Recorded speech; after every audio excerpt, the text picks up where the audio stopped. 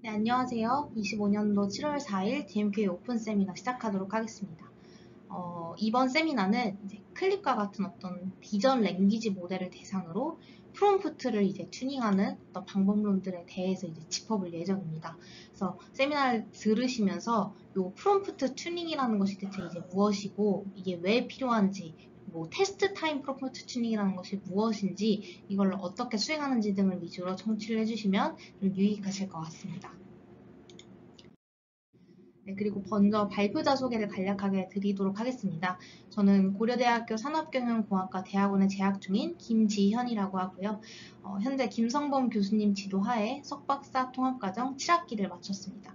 그래서 주요 연구 관심 분야는 도메인 어댑테이션이라는 어떤 큰 틀 하에서 오늘 진행하는 테스트 타임 프롬프트 튜닝과 같은 테스트 타임 어댑테이션 위주의 방법론에 주목해서 현재 연구 수행하고 있습니다. 그래서 이번 세미나를 들으시면서 혹시 이제 궁금증이 생기시는 분들은 이제 여기 보이시는 연락처로 연락 주시면 성실하게 답변 드리도록 하겠습니다. 네, 그래서 먼저 그 인트로덕션부터 이제 시작을 하게 될 텐데, 저 이번 세미나에서 이제 어쨌든 주목해서 볼 만한 것은 저 이제 소제목에 써져 있듯이 비전 랭귀지 모델에 대해서 이제 기본적으로 다룰 예정입니다. 그래서 이제 앞으로는 이제 줄여서 이것을 VLM이라고 이제 부르게 될 텐데, 요 비전 랭귀지 모델을 이용해서 저희가 궁극적으로 하고자 하는 게 무엇이냐라고 하면은 결국에는 클래시피케이션, 이미지 클래시피케이션을 잘 하자라는 것입니다. 그래서 그러면 이 비전 VLM은 어떻게 클래시피케이션을 수행하는데, 이 과정을 살펴보기 이전에 그럼 먼저 저희가 전통적인 방식으로 기존의 이제 클래시피케이션을 수행할 때는 원래 이제 비전 모델을 기반으로 이제 수행을 하게 됐죠. 그래서 이 전통적인 방식과 좀 비교를 해보려고 합니다. 그래서 전통적인 슈퍼바이스 러닝 기반의 어떤 비전 모델에서는 어떻게 그 학습을 수행했느냐라고 하면은 이제 레이블이 있는 어떤 트레이닝 데이터셋이 있죠. 그래서 지도학습 기반에서는 그래서 이 트레이닝 데이터셋을 기반으로 각 이제 요 카테고리가 주어져 있으면 이 클래스 셋을 고정된 레이블 형태로 이제 학습하게 됩니다. 그러니까 즉 다시 말해서 이 각 클래스별로 이제 웨이브 벡터가 있고, 이걸 이제 이게 바로 이제 리니어 클래시파이어가 되겠죠. 요 웨이브 벡터를 학습을 시키고 그 입력 이미 그 인퍼런스를 수행할 때는 이렇게 싱글 테스트 이미지가 딱 들어왔을 때 입력 이미지 피처와 그 각 어떤 그 웨이브 벡터를 이제 내적을 해서 소프트맥스를 거치고 최종적인 이제 예측 확률 분포를 산출하게 되죠. 그리고 아그맥스를 통해서 가장 높은 컨피던스를 가진 이제 클래스를 할당하는 방식으로 이제 인퍼런스가 수행이 되게 됩니다. 그래서 결국에는 이런 전통적인 방식의 비전 모델이 가지는 어떤 맹점 중 하나는, 이런 방식으로 이제 학습이 수행되고 인퍼런스가 수행이 된다고 하였을 때 가진 맹점 중 하나는 이 웨이트 벡터, 요 리니어 클래시파이어를 통해서 결국에는 입력 이미지가 이제 어떤 특정 클래스로 할당이 되게 되는데, 요 리니어 클래시파이어는 이미 학습된 클래스에 대해서만 이제 그 웨이트 벡터가 존재하기 때문에 학습에서 존재하지 않았던 뭐 또 다른 클래스 셋에 대한 어떤 이미지라면 그 언싱 클래스에 대해서는 분류가 불가능하다라는 어떤 특징을 가지게 됩니다. 반면에 저희가 이제 활용하고자 하는 이 비전 랭귀지 모델, 즉 클립과 같은 어떤 VLM의 경우에는 일반적인 비전 모델과는 조금 다른 방식으로 분류 웨이시 그 파라미터가 생성되게 됩니다. 그래서 그 앞서서 보았던 것은 리니어 클래시파이어였는데, 이제는 이제 비전 랭귀지 모델이라는 그 이름에 걸맞게 텍스트 인코더라는 새로운 그 어떤 네트워크가 그런 것을 이제 보실 수가 있습니다. 그래서 이 텍스트 인코더가 바로 클래시피케이션 웨이트를 생성해내는 어떤 그런 그 역할을 하게 되는데요. 그래서 이를테면 follow of a class라는 어떤 특정 프롬프트 템플릿이 있다라고 해보겠습니다. 이제 이 텍스트 인풋을 저희가 이제 프롬프트라고 일반적으로 이야기를 하죠. 그래서 이런 프롬프트 템플릿을 사용해서 텍스트 인코더에 입력을 하게 되면은 이 인코더는 각 이제 클래스 네임별로 각 이렇게 클래스 스페시픽한 웨이트를 생성을 하게 되죠. 이 인베딩 벡터를 각각 생성을 하게 되고, 이 텍스트 정보를 기반으로 이미지 피처와 지지고 볶아서 최종적인 예측 확률 분포를 생성해낼 수 있는 능력을 갖춘 것이 바로 이 클립입니다. 그래서 이러한 방식을 사용한다라고 하였을 때 가지는 장점은, 이렇게 텍스트 정보 자체가 어떤 슈퍼비전 소스로 사용된다라는 특징을 가지고 있기 때문에 별도의 클래시파이어가 필요 없다. 그런 특성을 가집니다. 그러니까 이건 다시 말해서 학습 시점에 존재하지 않았던 어떤 언신 클래스가 테스트 시에 들어온다고 가정을 해보겠습니다. 그래서 웰레 클릭 같은 경우에도 뭐 약 4억 개의 이미지 텍스트 페어로 사전 학습된 어떤 모델인데 그 사전 학습 시에 없었던 다른 클래스를 가지는 데이터셋이 들어온다고 하였을 때 그 리니어 클래시파이어를 사용하지 않기 때문에 해당 사전 학습 시 보지 못했던 언신 클래스에 대해서도 충분히 이렇게 분류가 가능하다. 그래서 학습 시점에 존재하지 않았던 언신 클래스에 대해서 이제 그 분류하는 이런 어떤 능력을 저희가 이제 제로샷 클래시피케이션이라고 부르죠. 그래서 이 VLM은 기존 비전 모델과는 달리 제로샷 클래시피케이션이 가능한 어떤 강점을 가진다라고 하는 것이 큰 특성 중 하나입니다. 그래서 이 제로샷 과정에 대해서만 이제 좀 더 간략하게 이제 구체적으로 설명드리자면 이제 먼저 각 이 텍스트 인코더는 요 클래스 레이블을 포함하는 어떤 텍스트 프롬프트를 통해서 이런 어떤 제가 데이터셋 클래시파이어라고 표현을 했습니다. 그래서 이런 레이블 텍스트를 이용한 어떤 데이터셋 클래시파이어를 생성하게 되고요. 그리고 테스트 이미지가 이미지 피처로 이렇게 그 변환이 되었을 때 각 이미지 피처와 클래스 인베딩 간의 코사인 시밀러리티를 계산해서 최종적인 어떤 예측 확률 분포를 이렇게 만들어내는 그 구조로 이제 이루어지게 됩니다. 그래서 이거를 좀 이제 수식적으로 이제 표현하면은 앞으로는 요 프롬프트 텍스트 이제 프롬프트를 제가 P라는 그 노테이션으로 이제 표현을 하도록 하겠습니다. 그리고 이 프롬프트와 각 클래스 레이블이 이제 합쳐진 형태로 텍스트 인코더에 이제 들어가게 되면은 각 텍스트 인베딩은 T1부터 클래스 개수만큼의 이 클래스 인베딩이 이렇게 나오게 되고 얘를 잘 이미지 피처 V와 시밀러리티를 구해서 나온 요 코사인 시밀러리티 값을 이용해서 이제 프레딕션 프로바빌리티를 산출하게 된다라고 말씀드렸는데 좀 더 정확히는 요 시밀러리티가 사실 요 템퍼러처 값으로 나눠지게 됩니다. 이 템퍼러처는 하이퍼 파라미터이긴 하지만 이미 잘 클립의 어떤 대용량의 어떤 데이터를 이용해서 이제 이미 사전에 정해진 값을 이용하게 되고요. 그래서 이런 방식으로 소프트맥스와 예측 확률 분포의 샤프니스를 좀 조정하는 이후에 이렇게 최종적인 P값을 이렇게 도출하게 된다라는 점이 제로샷 클래시피케이션의 그 과정이라고 말씀드릴 수 있겠습니다.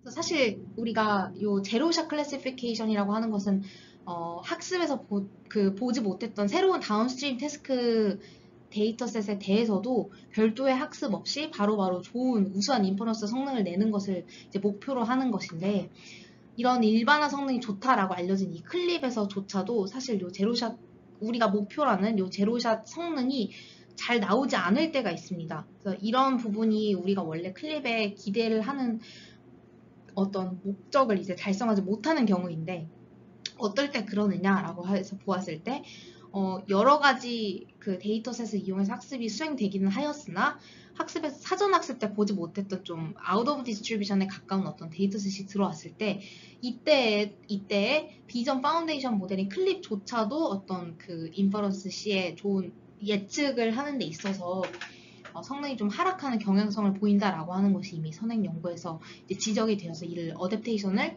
어떻게 하면 잘할 수 있을까? 어떻게 하면 우리가 가진 다운스트림 그 데이터셋에 대해서 우수한 제로샷 성능을 낼 수 있을까라고 하는 어떤 연구들이 이제 많이 이어져 왔고요.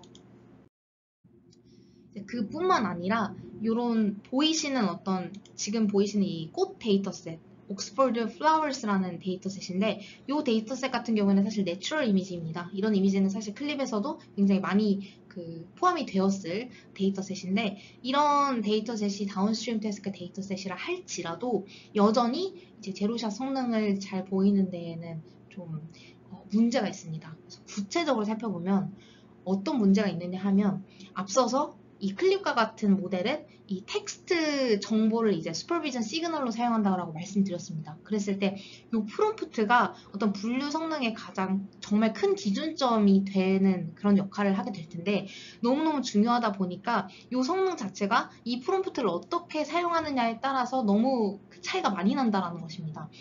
이거를 밝힌 것이 제가 이 레퍼런스로 달아놓은 3번 논문에서 이런 어떤 문제점을 처음으로 이렇게 지적을 하게 됐는데, 이 논문에서 실험을 해보았더니, 아니, 요 옥스퍼드 플라워스라는 요 데이터셋에 대해서 기본적으로 클립에서 사용하는 photo of a라는 그 프롬프트를 사용하는 것보다 flower photo of a라는 프롬프트를 사용했을 때 훨씬 더 높은 성능 향상을 이뤄냈다. 약 5%가량이나 어크레시가 차이가 나더라 라는 것을 이제 확인을 하게 된 거죠. 근데 이런 옥스퍼드 플라워 데이터셋뿐만 아니라 다른 데이터셋에서도 이런 경향성이 더 두드러지게 나타나게 되는데, 이거 보이시는 것은 칼텍이라는 어떤 데이터셋입니다. 101가지의 어떤 오브젝트를 분류하는 그냥 일반적인 이미지 클래시피케이션 데이터셋인데, 이런 데이터셋의 경우에는 어라는 관사를 그 클래스 토큰 앞에 붙이느냐 붙이지 않느냐 요 차이만으로도 약 6%가량이나 어크레시가 차이가 날 정도로 이 프롬프트에 굉장히 다운스트림 태스크 성능이 민감한 것을 우리가 확인을 해볼 수가 있었습니다. 그래서 이렇게 어떤 프롬프트를 써야 좀 더 우리가 원하는 어떤 성능 내지는 결과를 낼 수 있을까를 고민하는 어떤 분야를 우리가 프롬프트 엔지니어링이라는 분야로 이렇게 통칭을 하게 되는데, 프롬프트를 좀 다듬는 거죠. 원하는 방식으로 좀 최적화되도록. 근데 이런 프롬프트 엔지니어링 굉장히 필요하다. 이거에 따라서 성능이 많이 바뀐다라는 것을 이제 보여주는 한편, 이런 방식의 문제점도 함께 짚고 있습니다. 그래서 요 3번 논문에서는 뭐라고 말하냐면, 이런 프롬프트가 굉장히 핸드크래프티드 하지 않느냐. 그러니까 우리가 수동으로 다 바꿔야 된다라는 거죠. 근데 우리가 수동으로 바꿔야 된다라는 것의 의미는 이 데이터셋의 어떤 특성을 좀 잘 이해하고 이를 잘 반영할 수 있는 프롬프트를 선정해야 된다는 것입니다. 이게 도메인 스페시픽 휴리스틱을 필요로 한다라는 이 첫 번째 한계점이 바로 그 의미이고, 근데 일반적으로 저희는 이런 지식 없이도 자동으로 좀 성능이 좀 잘 나오길 바라죠. 그리고 휴리스틱 하다는 것은 이것도 해보고 저것도 해보고 여러 가지 시도를 해본다는 것인데, 이런 과정이 비용이 굉장히 많이 들 수도 있는 거죠.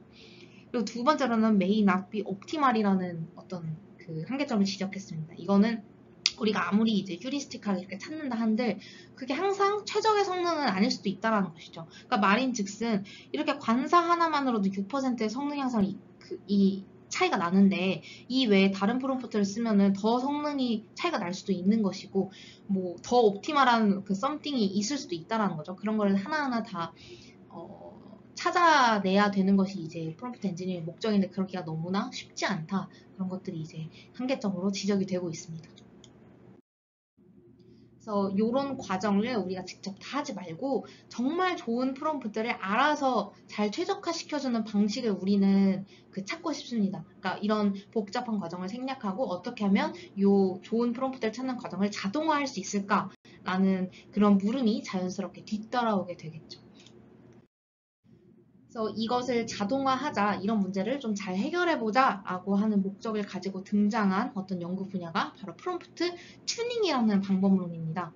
그래서 보시면 이 튜닝이라고 하는 것은 엔지니어링과는 다르게 자동으로 좀 최적화를 한다라는 어떤 의미를 담고 있는데, 여기 보시면 이 프롬프트를 러너블 파라미터로 이렇게 두게 되는 것입니다. 그래서 이 프롬프트가 이제는 어떤 특정 매트릭스 구조로 이루어져 있는데, 이 L이라고 하는 것은 각 컨텍스트 토큰이 이렇게 있습니다. 토큰의 어떤 개수가 L이고 각 토큰의 임베딩 디멘전을 D라고 둔다고 해보겠습니다. 클리커 같은 경우에는 이 D가 이제 512가 되겠죠. 그래서 이런 프롬프트 이제 이 매트릭스 자체를 러너블 파라미터로 두고 얘를 어떤 로스를 통해서 좀 잘 자동으로 최적화해보자. 그러면은 우리가 어쨌든 목적은 분류 성능을 잘 올리는 것이니까 이 성능을 잘 올릴 수 있도록 얘가 의존적이면은 그 성능을 잘 올릴 수 있는 로스로 얘를 최적화하면은 좋은 성능을 이끌어낼 수도 있겠네라고 너무나 자연스럽고 직관적으로 그런 연구가 이루어지게 되는 거죠. 근데 이거를 또 최초로 제안한 연구가 그 의미가 있는 법인데, 그 방법론이 바로 2022년 International Journal of Computer Vision이라는 꽤나 좋은 저널에 이제 퍼블리시된 컨텍스트 옵티미제이션, 줄여서 쿱이라는 방법론입니다. 그래서 지금 현재 이 세미나를 촬영하는 25년도 7월 기준 3천여 건의 인용 횟수를 자랑할 정도로 굉장히 많은 후속 연구들을 파생시킨 그런 최초의 연구라고 볼 수가 있겠습니다. 그래서 그렇게 기념비적인 논문인 만큼 이제 우리가 이 쿱이라는 논문이 어떻게 이제 프롬프트 튜닝을 이제 왜 제안했는지 이제 알게 되었고, 그럼 이게 어떻게 학습이 이루어지는지를 좀 살펴볼 필요가 있는데요. 그래서 어쨌든 튜닝이라고 하는 것은 학습이 이루어진다라는 거죠. 이 프롬프트 매트릭스를 잘 학습을 해야 된다라는 것입니다. 학습을 하기 위해서는 저희가 이제 데이터셋이 필요하겠죠. 그 데이터셋은 저희가 정말 성능을 잘 내고자 하는 그 다운스트림 용의 데이터셋, 그 중에서 일부를 이제 트레이닝 데이터로 활용해서 이 프롬프트를 이제 학습을 시키게 되는 겁니다. 그래서 이 트레이닝 데이터가 준비가 되어 있어야 하고요. 그리고 이 트레이닝 데이터 같은 경우에는 일부 좀 레이블을 포함하고 있습니다. 여기 보시면 X와 Y가 있죠. 그래서 레이블 쌍을 이제 다 포함시키는 요 일부 레이블 데이터를 기반으로 해서 이 클립을 이용해서 모델 프레딕션을 잘 뽑아내고 나면은 우리가 가지고 있는 그라운드 트루스를 이용해서 모델을 학습시킬 수 있게 되겠죠. 그럼 이제 프롬프트를 학습시키는 목적이 무엇이어야 하는가라고 하면 우리의 목적은 다운스트림 데이터셋에 대해서 슈퍼바이즈 태스크를 잘 하는 것이니 이미지 클래시피케이션 에 대해서 좋은 성능을 내는 것이니 이 크로스 엔트로피 로스를 목적 함수로 설계하고 이를 잘 최소화할 수 있도록 학습을 수행하면 되겠습니다.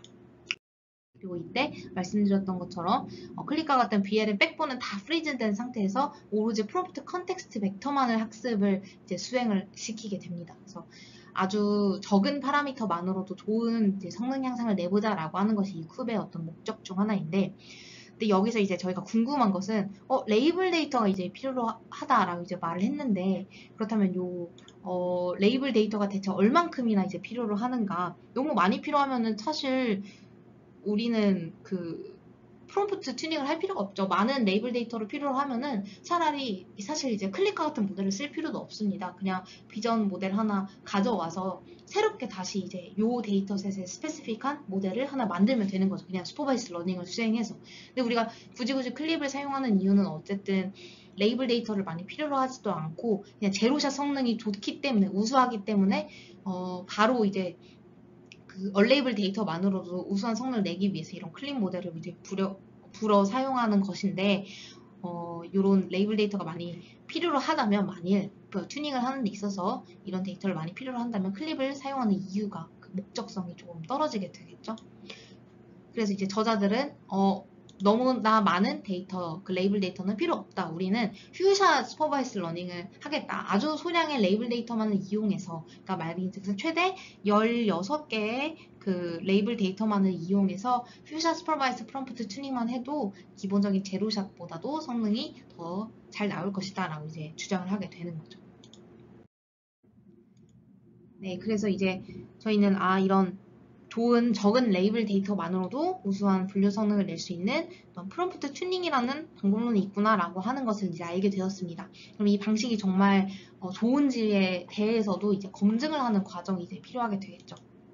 그래서 가장 첫 번째로는 역시나 이 튜닝이라는 방법론이 프롬프트 엔지니어링이라는 방법론의 어떤 비효율성을 지적하면서 이제 제안이 된 방법론인데, 이것 대비해서 과연 정말 성능이 향상되는가를 이제 확인하고 이제 정량적인 어떤 그 효과를 이제 정량적으로 검증을 해볼 수가 있겠습니다. 그래서 이런 첫 번째 질문에 대해서 잘 대답을 할 수 있어야 될 것이고요. 그리고 두 번째로는 이게 적은 레이블 데이터로 필요로 하긴 하는데 퓨샷 슈퍼바이스드 러닝 을 이제 내세웠습니다. 그럼 적은 레이블 데이터만으로도 성능 향상이 가능하다라고 하였는데, 정말 어느 정도로 적을 때도 그 이제 성능이 향상되는가, 그 베이스라인 대비해서 이제 제로샷과 대비해서 대체 얼마나 많은 레이블 데이터를 우리가 필요로 해야 그보다도 더 좋은 우수한 성능을 낼 수 있는가가 두 번째로 궁금할 겁니다. 그래서 이런 경우에 대해서는 이제 검증을 이제 수행을 해봐야 하고, 그리고 세 번째는 그 일반화 성능에 대해서도 이제 검증을 해볼 수가 있습니다. 그래서 이 일반화 성능은 왜 검증을 해야 되니까 좀 뚱딴지 같을 수도 있어요. 근데 이 세 번째 질문이 좀 의미가 있는 것은, 결국에 저희가 이제 이 프롬프트를 이제 학습을 수행하게 되는데, 이 프롬프트 학습이 이제 특정 트레이닝 데이터에 의해서 이제 학습이 이제 수행되게 되겠죠. 이 트레인 데이터셋. 그럼 이 트레인 데이터가 만약에 보이시는 어떤 이런 스케치 이미지에 대해서 이제 학습이 됐다 가정을 해봅시다. 그럼 특정 분포에 의해서 어떤 파라미터가 학습이 되었다는 소리인데, 그렇게 되면은 내가 비슷한 어떤 그 뭐 거북이의 어떤 클래스를 가진 비슷한 다른 데이터셋에 대해서도 이 프롬프트를 이용해서 내가 제로션 성능을 잘 내고 싶은데 얘에 대해서는 그래도 보니까 어떤 이미지의 차이가 있다. 그러면 이 이미지의 차이가 있을 시에는 이 프롬프트가 학습에서 보았던 분포에서만 잘 동작하고 다른 분포의 데이터셋에 대해서는 좀 동작을 못하는 것 아니냐. 그러니까 말 그대로 트레인 데이터에 좀 오버핏 되는 거 아니냐. 일반화 성능이 좀 낮지 않겠느냐라고 하는 어떤 지적이 있을 수도 있습니다. 그래서 이런 제너럴라이제이션 성능이 좋냐 좋지 않느냐 이런 부분도 어떤 평가 항목이라고 할 수가 있겠죠. 그래서 이 부분은 어쩔 수 없긴 하지만 이것마저도 좋다면 실제 프롬프트 엔지니어링보다도 훨씬 더 범용적인 방법론으로서 활용 가능한 장점이 있는 겁니다. 네, 그래서 그 부분을 이제 확인하기 위해서 이제 저자들은 이제 진행한 이제 실험 결과를 한번 살펴보도록 하겠습니다. 그래서 실험을 살펴보면 먼저 가장 첫 번째 이제 질문, 프롬프트 엔지니어링과 비교를 하였을 때 프롬프트 튜닝이 정말 성능이 좋은가를 이제 확인해 볼 수가 있겠죠. 그래서 그 부분은 사실 논문을 읽어보면 익스페리멘탈 섹션까지 가지 않고 인트로덕션만 보아도 이미 그 성능이 다 검증이 되어 있습니다. 그래서 뭐냐면 저희 이 그림에서 보실 수 있듯이 첫 번째 피규어에서 이미 이 연구를 왜 해야 되는지가 이렇게 드러나게 되는 거예요. 그러니까 논문을 읽어보시면 아시겠지만 사실 first figure의 역할은 이 연구가 왜 수행되어야 하는지에 대한 리서치 모티베이션을 보여주는 용도로 이제 그 역할을 하는 경우가 대다수입니다. 그래서 근데 이 논문 같은 경우에는 이미 이 첫 번째 피규어에서 성능을 보여주면서 성능 차이를 보여주면서 프롬프트 엔지니어링과 본인들이 제안한 어떤 옵티미제이션 방식을 성능으로서 이미 보여주면서 이것 보아라 성능이 이만큼이나 차이 나지 않느냐 이것이 우리가 이 연구를 수행해야 되는 이유다라고 하면서 이제 명시적으로 아예 박아버린 거죠. 그래서 그럼 성능 차이가 얼마나 나는데 얼마나 극대화되었길래 너희가 이렇게 자신만만하게 첫 번째 피규어에 이렇게 아예 박아버렸는가를 살펴보니까 특히나 요 유로삿 같은 경우에는 원래 이 파란색 박스가 프롬프트 엔지니어링을 한 그 결과이겠죠. 이걸 보았더니 아무리 잘 해봤자 37% 정도였던 어떤 성능이 본인들이 제안한 쿠비라는 연구에서 제안한 방식대로 그냥 자동으로 옵티미제이션, 즉 프롬프트 튜닝을 했더니 80% 정도 어큐러시를 보일 정도로 엄청난 성능 향상을 이뤘습니다. 그리고 앞서서 보았던 칼테카 같은 경우에는 단순히 이제 관사만 추가했는데도 이제 성능이 변한 것을 볼 수 있죠. 그래서 이런 부분을 통해서 프롬프트 엔지니어링의 어떤 한계점도 확인해 볼 수가 있는 것입니다. 근데 이제 단순히 요 4개 데이터셋에 대해서만 그런 게 아니느냐라고 볼 수 있으니 여러 가지 데이터셋에 대해서도 실험을 진행하게 됩니다. 총 오른쪽 이제 그림을 보시면 총 10개 데이터셋에 대해서 이제 그 실험을 진행하게 되는데 요 10개 데이터셋은 벤치마크 데이터셋입니다. 요 데이터셋이 이후에 저희가 이제 살펴볼 모든 논문에 대해서 대부분의 이제 프롬프트 튜닝을 다룬 대부분의 연구에 대해서 요 데이터셋이 이제 활용이 될 예정이고요. 요 10개 데이터셋에 대해서 확인을 해보니까 하나를 제외한 다른 9개 데이터셋에 대해서 다 프롬프트를 튜닝하는 방식이 훨씬 더 좋은 성능을 냈다라고 하는 것이 이제 보여지고 있습니다. 그리고 성능이 하락한 해당 데이터셋의 경우에는 사실 레퍼런스를 이제 저희가 확인을 해보면 되게 노이즈한 데이터가 많이 껴있다. sometimes wrong labels라는 그 용어가 있는데 이런 노이즈한 레이블도 껴있으니 어떻게 보면 학습에 좀 부정적인 영향을 오히려 줄 수 있는데 이거는 우리의 문제가 아니라 데이터셋의 문제이다라고 하는 것을 명시적으로 말하고 있습니다. 그래서 이런 특수한 케이스를 제외하고는 사실은 우리의 방식이 굉장히 효과적이다라고 하는 것을 실험적으로 검증을 해낸 것이죠. 그럼 첫 번째 질문이 마무리되었으니 두 번째 질문 차례입니다.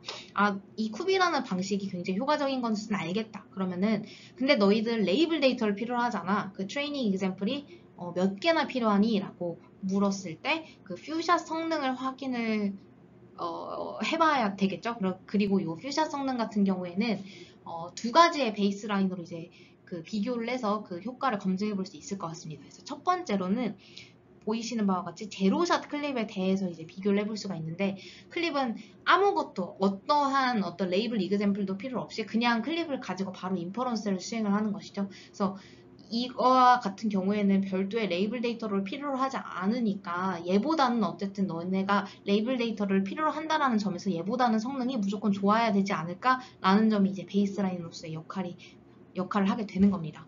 그 두 번째로는 리니어 프로브 클립이라는 그 베이스라인인데 얘 같은 경우에는 그 클립의 이미지 인코더에다가 리니어 클래시파이어를 이렇게 붙인 형태가 되겠습니다. 그래서 리니어 클래시파이어를 붙인 이유는 어쨌든 레이블 데이터를 가지고 우리는 프롬프트를 트레이닝 했잖아요.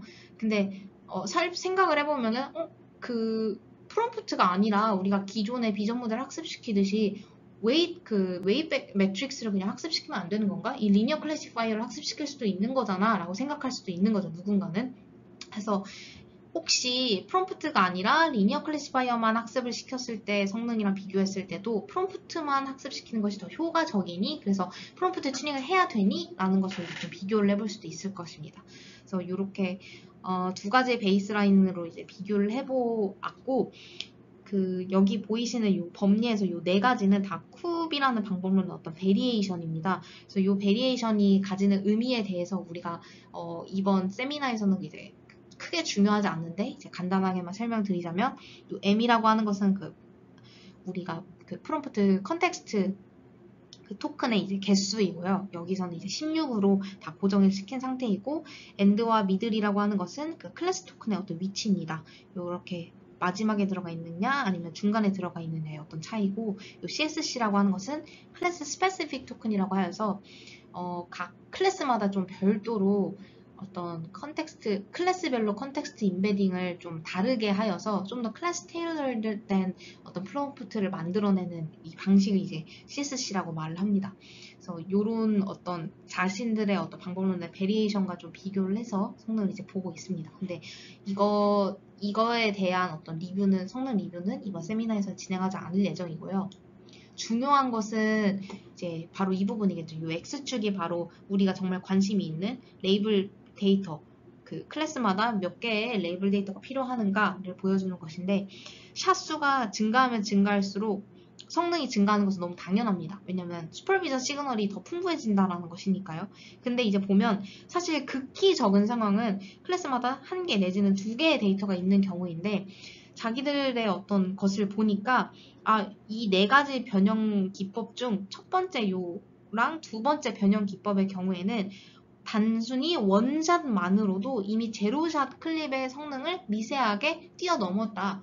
좀 더 좋은 성능을 보이고 있다라고 말을 하고 있습니다. 근데 사실 이 성능은 굉장히 미미한데, 여기에 하나 더해서 클래스별로 두 개 샘플만 있으면 그 갭이 더 커지고 있다. 그래서 샷수가 단 두 개 반, 이 투샷인 어떤 굉장히 챌린지한 세팅에서조차도 우리는 제로샷 클립보다 훨씬 더 좋은 성능을 내고 있으니 효율적인 방법론이다. 그리고 당연히 샷수가 증가하면 증가할수록 그 성능 갭은 훨씬 더 커지기 때문에, 그리고 그것은 리니어 클래시파이어를 사용하는 리니어 프로브 클립보다도 훨씬 더 크기 때문에 우리의 방법론이 굉장히 좋다라고 이제 강조를 하고 있는 거죠.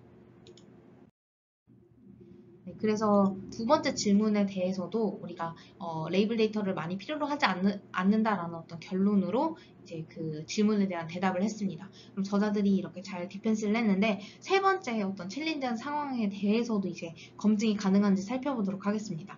이것은 도메인 제너럴라이제이션 어떤 세팅이라고 이제 저희가 부를 수가 있는데, 프롬프트를 학습시킬 때 이제 사용했던 트레인 데이터셋, 그거를 저희가 도메인 제너럴라이제이션 분야에서는 그거를 소스라고 부릅니다. 그래서 요 프롬프트 학습 시 사용하는 어떤 트레인 데이터 소스와 그것과 다른 그 분포를 가지고 있는 그 테스트 데이터셋, 그것을 저희가 타겟이라고 하거든요. 요것의 어떤 분포가 이렇게 달라졌을 때 이 테스트셋에 대해서도 즉 타겟에 대해서도 좋은 일반화 성능을 보일 수 있니 그 프롬프트가 라는 것을 검증해야 되는 게 이 세팅의 목적입니다. 제가 일부러 이 세팅을 설명하는 것은 다른 프롬프트 튜닝 논문을 읽을 때 이 세팅에서 실험한 경우가 너무너무 많습니다. 그래서 왜 이 세팅이 필요로 하는지를 좀 살펴보면은 이 쿱이라는 방법론에서 이 세팅을 이제 채택했기 때문에 그 뒤에 후속 연구들이 많이 이런 세팅을 기반으로 실험을 돌린다라고 하는 것을 좀 잘 알아두시면 좋을 것 같습니다. 그래서 그 쿱은 소스로 프롬프트를 학습시키는 소스로는 이미지넷을 사용했고, 그에 대한 어떤 타겟으로는 이미지넷의 어떤 변형 데이터셋 총 다 4가지를 사용을 했습니다. 그래서 보면은 요 이미지넷은 바나나 클래스를 한다고 하면은 그냥 단순히 노란색의 내추럴한 이미지를 담고 있는 요 바나나 외에도 뭔가 스케치 이미지 내지는 뭐 초록 바나나, 뭐 캐릭터나 뭐 아트와 같은 어떤 그런 바나나와 같이 일반적인 어떤 소스와는 좀 다른 분포의 데이터셋이 섞여 있는 것을 볼 수가 있습니다. 그래서 이런 아웃 오브 디스트리뷰션 시나리오에 대해서도 이제 좋은 성능을 낼 수 있는지를 좀 검증을 해보자는 것이죠. 그래서 이 실험 결과로서 우리가 이 질문에 대한 대답을 확인해 볼 수가 있는데, 요 4가지 섹션은 각각 좀 서로 다른 백본, 그러니까 레즈넷, 50, 100일, 뭐 VIT에 대한 어떤 그 성능 차이를 보여주고 있습니다. 이것에 대해서 다 볼 필요는 없고, 전 레즈넷 50에 대해서만 대표적으로 좀 확인해 보도록 하겠습니다. 그래서 확인을 해보았더니,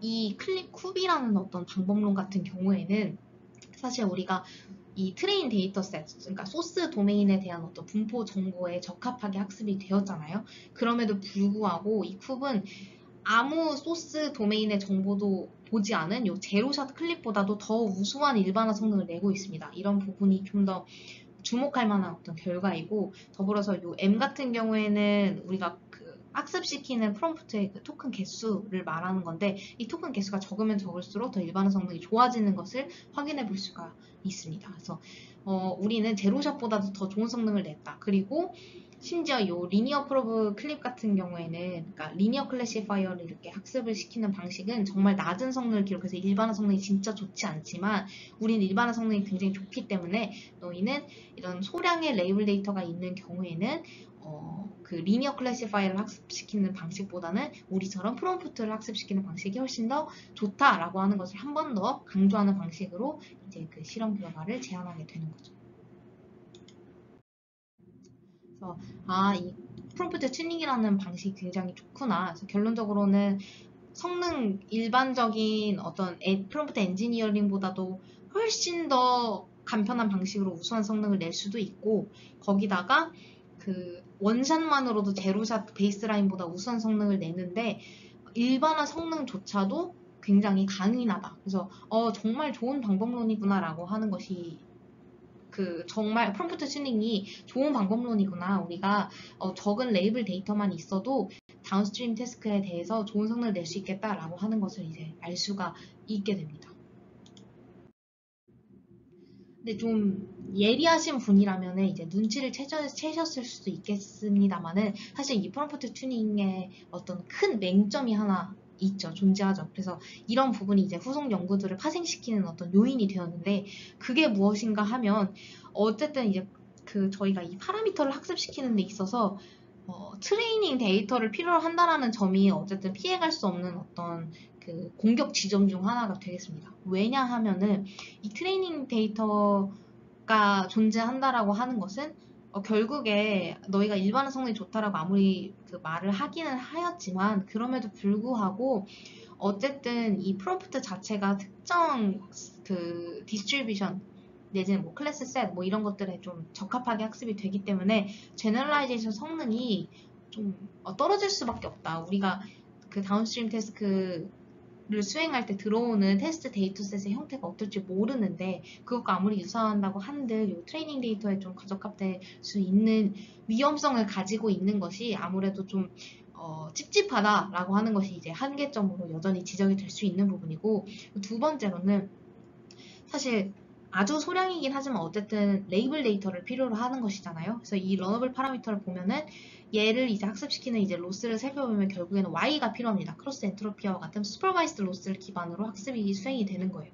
그래서 이런 어노테이션을 필요로 한다는 것 자체가 결국에는 익스펜시브 하다라는 어떤 한계점을 피해갈 수가 없는 것이고, 이런 레이블 데이터를 필요로 한다는 것 자체가 우리가 클립을 이용하는 이유가 제로샷 성능을 기대를 하는 건데, 이 제로샷 태스크를 수행한다라고 정말 엄밀히 말할 수 있느냐, 그렇지 않는 것 아니냐라는 어떤 지적을 들을 수가 있는 거죠. 그래서 우리가 진짜 제로샷 제너럴라이제이션을 목표로 할 때는 이 트레이닝 데이터 없이 프롬프트를 최적화하는 방법을 좀 고안해 볼 필요가 있습니다.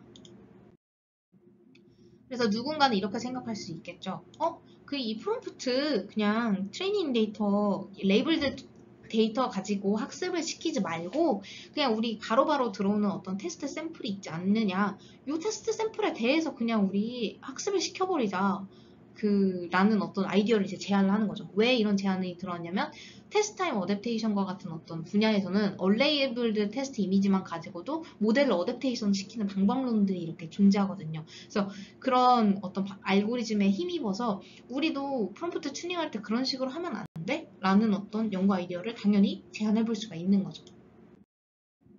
그래서 그런 아이디어의 기초에서, 그러니까 우리가 정말로 원하는 제로샷 제너럴라이제이션, 정말 다른 어떤 별도의 트레이닝 데이터에 기반한 학습 없이 제로샷 일반화 성능을 높이기 위해서 얼레이블드 싱글 테스트 샘플만으로 그냥 프롬프트를 한번 튜닝을 해보자. 그래서 이 프롬프트를 이제 얻는 그 로스를 이제 살펴보면 이제 더 이상 Y가 없죠. 그냥 싱글 테스트 이미지만 들어가 있습니다. 이제 모델과 그 프롬프트와 이 싱글 테스트 이미지만 이제 저희한테 주어지 있게 되는 건데, 요것만으로 프롬프트를 튜닝을 하면 어떻겠니? 라고 하는 방법이 이제 등장하게 됩니다. 그게 2022년 뉴립스에서 최초로 제안이 되었고, 그거는 테스트 타임 시간에 이제 인퍼런스 시에 아주 적은 짧게 이제 튜닝 프롬프트만을 이제 튜닝한다라고 해서 테스트 타임 프롬프트 튜닝, 줄여서 TPT라고 불리는 이제 방법론입니다. 그래서 이런 방법론이 제안이 되었고, 이 TPT 역시도 이 프롬프트 튜닝 분야에서 굉장히 획기적인 어떤 성과를 낳았기 때문에 다양한 후속 연구들을 이제 파생시키는 굉장히 좋은 연구가 되었습니다. 그래서 어떤 기반이 되는 기초 연구라고 볼 수가 있겠고, 그래서 25년 7월 기준 이 역시도 한 400회 정도 인용이 될 정도로 굉장히 유명한 논문이다라고 말씀드릴 수 있을 것 같습니다. 그래서 이 테스트 타임 프롬프트 튜닝은 결국에는 이 제로샷 일반화를 목적으로 하기 때문에 얼레이블드 싱글 테스트 이미지만 가지고 이제 튜닝을 수행하게 됩니다. 근데 Y가 없기 때문에 우리는 결국에 그렇다면 unsupervised 로스를 어떻게 설계해서 프롬프트를 학습시킬 건데를 잘 고민을 해보아야겠죠. 그리고 하나의 싱글 이미지만 있기 때문에 이에 대해서 너무 과적합되지 않도록 어떻게 하면 좋은 로스를 설계할 수 있을까가 주요한 알고리즘의 관건이 되겠습니다. 여기서 이 TPT라는 알고리즘이 선택한 unsupervised loss는 바로 consistency regularization, 그러니까 일관성 정교화라는 방식을 택하고 있습니다. 그래서 왜 이 일관성 정교화를 택했느냐라고 생각을 해본다면, 이 consistency regularizations이 결국 semi-supervised라는, 즉 준지도 학습에서 많이 사용이 되는 어떤 방법이잖아요. 근데 이 준지도 학습의 골자는 결국에는 unlabeled 데이터를 어떻게 하면 좀 잘 활용할 수 있는데 라는 것을 이제 좀 잘 연구하는 분야인데, 거기서 이제 unlabeled 데이터를 이용할 때 어떤 모델 프레딕션의 일관성을 잘 정교화하면 이제 궁극적으로 이제 클래시피케이션 성능을 올리는데 도움이 된다라고 하는 것이 너무 많은 선행 연구에 의해서 이제 증명이 됐습니다. 성능 정량적으로. 그래서 이러한 방식을 이용해서 우리도 어떤 이 얼레이블드 데이터에 대한 어떤 슈퍼바이스 시그널을 뽑아내서 파라미터를 잘 학습시킬 수 있다라고 하는 것이 TPT의 어떤 생각 중 하나입니다. 그래서 그러면은 단 하나의 이미지만 있는데 어떻게 하면 뭐에 대해서 이제 consistency regularization 이제 수행할 건데 라고 하면, 준지도 학습 마냥 이제 이렇게 여러 가지 증강 데이터를 이렇게 생성하게 됩니다. 그래서 뭐 이를테면 픽스 매치와 같은 경우에는 weak와 strong augmentation에 대한 어떤 prediction이 유사의 지도로 정교화를 수행하잖아요. 그런 것처럼 얘도 어떤 증강 결과를 이제 이용해서 모델 프레딕션에 있어서 일관성을 이제 높이고자 하는 방법론을 택하게 되는 거죠. 그래서 이렇게 보이시는 바와 같이 n개의 이제 프레딕션 값을 이렇게 산출하게 되면은 요 값을 이용해서 이제 우리가 원하는 어떤 로스를 이제 설계를 하게 될 텐데, 하나의 샘플에 대해서 결국엔 이게 일종의 배치라고 생각을 하시면 되겠습니다. 하나의 이미지뿐만 아니라 여러 가지 증강된 데이터의 여러 예측 결과를 결국엔 이렇게 평균을 내서 이 값을 이제 활용을 해서 저희가 이제 목적 함수를 설계하는데 이제 이용을 하게 됩니다. 그래서 평균을 낸 값을 이용한다라는 것이 이제 우리가 확인을 해볼 수가 있는데, 사실 요 테스트 타임 TPT라는 방법론에서 그 증강 데이터를 활용을 할 때 있어서 어떤 증강을 이제 쓰냐면 랜더그먼트 방식을 사용합니다. 그러니까 말 그대로 이제 랜덤하게 이제 그 어떤 어그멘테이션 방식을 그 어그멘테이션 값을 이제 산출해내는 그런 기법을 이용해서 이제 증강 데이터를 산출을 하는데, 그렇게 되면은 사실 요 이미지 데이터는 어떠한 증강 방식에도 좀 시메틱한 인포메이션을 잘 유지한다. 그래서 증강 방식이 그렇게 예민하지 않다. 다른 모달리티에 비해서 라고 하는 것이 잘 알려져 있기는 하지만, 뭐 요 거북이 이미지를 보았을 때 우리가 보이는 것은 뭐 예를 들면 요 어떤 크로핑을 한다라고 하였을 때 이 얼굴이나 거북이 얼굴이나 뭐 등딱지 뭐 요런 부분에 있어서는 거북이란 걸 잘 예측할 수가 있는데, 이게 뭐 운이 나빠서 크로핑을 했는데 굉장히 뭐 이런 사소한 부분에서 크로핑이 걸린다던가 라는 좀 클래스를 잘 예측하는 데 있어서 좀 방해가 될 만한 어떤 노이즈들이 껴있을 가능성도 있습니다. 그래서 이런 노이즈들에 의한 어떤 어그멘테이션 그 예측 결과값을 이제 다 활용을 하는 것은 사실 학습에 불리하다라고 판단을 할 수가 있겠죠. 그래서 이런 불리한 샘플들, 즉 노이즈라는 그 어떤 샘플들을 우리가 잘 걸러낼 이제 필요도 있는데, 그런 것을 어떻게 필터 아웃 할 수 있을까를 이제 고민을 해보았더니, 보면은 저자들이 보니까 이 어그멘테이션에 대한 어떤 예측 결과들이 좋은 클래스를 예측하는 데 있어서 도움이 될 만한 어떤 어그멘테이션 그 샘플들의 어떤 예측 결과는 굉장히 컨피던트하다. 말인즉슨 엔트로피가 굉장히 낮더라. 특정 클래스에 대해서 좀 자신감을 가지고 좀 예측을 하는 경향성이 있더라. 근데 이런 애들 같은 경우에는 좀 이제 컨피던트하지가 않더라. 이제 프레딕션 엔트로피가 조금 그 컨피던스가 낮고 프레딕션 엔트로피가 좀 높더라 라고 하는 것을 이제 그 확인을 하게 됩니다. 그리하여서 이런 컨피던스를 기반으로 해서 최종적으로 이제 전체 63개 이제 어그멘테이션 이제 요 값들, 그러니까 사실은 요 오리지널 샘플까지 포함해서 64개의 요 그 프레딕션 그 값들 이렇게 중에서 이 중에서 상위 이제 10%에 해당하는 컨피던스가 높은 상위 10%의 어떤 그 샘플들만 이제 추출해 내 가지고 이제 그 평균을 예측 평균을 낼 때 있어서 사용을 하게 됩니다.